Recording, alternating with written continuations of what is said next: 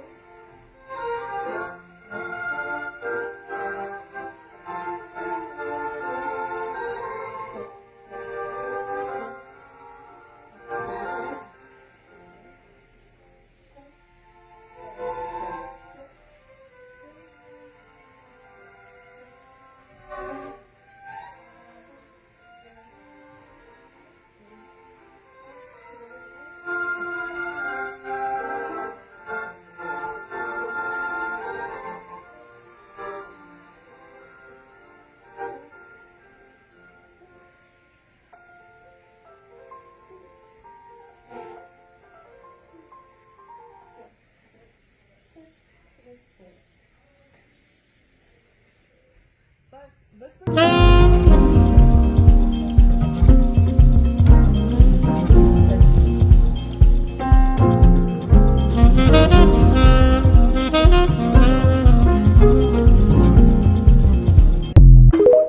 refused to be sidelined. They fought bravely in the trenches of France, serving longer than almost any other unit. But they also fought a different kind of battle, a cultural one. One of their secret weapons being music. James Reese Europe was a gifted composer and conductor, but he was also the regiment's band leader. He had brought ragtime and early jazz to Europe, playing for French troops in service. Imagine hearing the syncopated beats, those driving rhythms in war-torn Paris. A radical sound from across the Atlantic, it wasn't just music, it was a movement. Jazz dance was born in these moments, from the foxtrot to the charleston. These dances came from the African American experience, combining rhythmic footwork, improvisation, and joy, rooted in resilience. The Hellfighters were fighting with bullets, but also with beats. They proved that military service and black culture weren't mutually exclusive, but when the soldiers returned, they brought back a cultural revolution that would influence generations. Now that we talked about the Harlem Hellfighters, let's see some jazz dances from the time.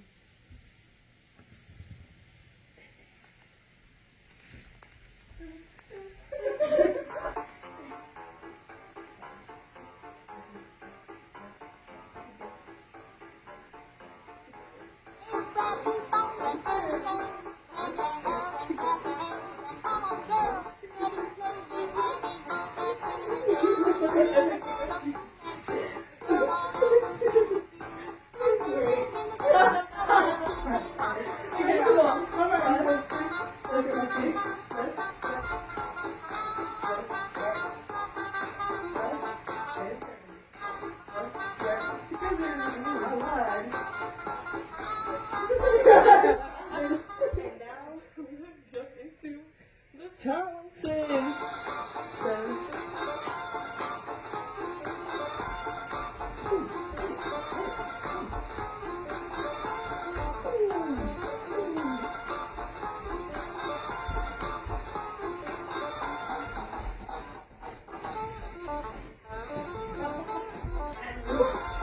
Uh-oh,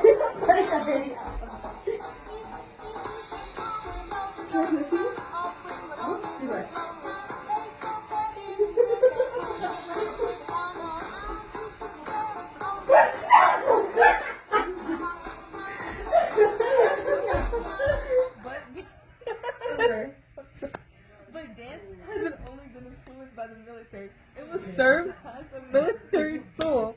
Take the haka, for example, the traditional Maori war dance of New Zealand. Performed by warriors before battle, the haka was used to challenge opponents, motivate troops, and invoke ancestral spirits. Today, it is still performed by the New Zealand rugby team, the All Blacks. Not just as tradition, but as a powerful symbol of unity, pride, and strength. When they stomp, tap their chests, and chant in unison, it's more than a performance. It's a call to arms. Or even consider capoeira, the Brazilian martial art that looks like dance. This was developed by enslaved Africans in Brazil.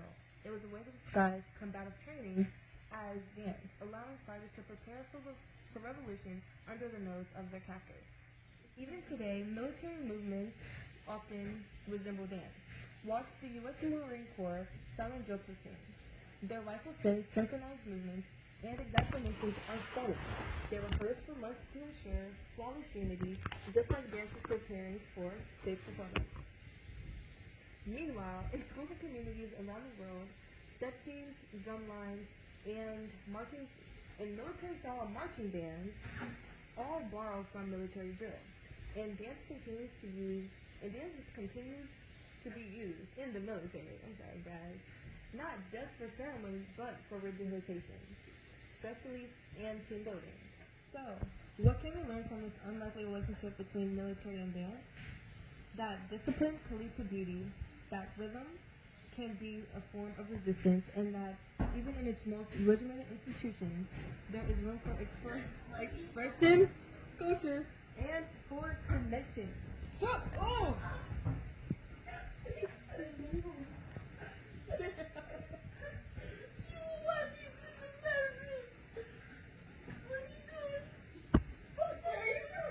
Yes. So, what can we learn from this unlikely relationship between the military and dance?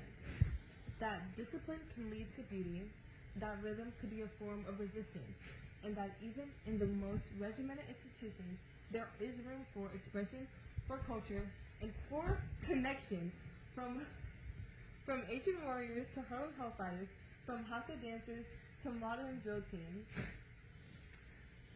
the dance the dance of war is not always violent, but sometimes it's elegant. Sometimes it's defiant, but it always tells a story. Thank you for joining me on Echoes of the Past. If you enjoyed today's episode, don't forget to comment, share, and give me a good grade. And remember, history isn't just about what happened, it's about how we move through it.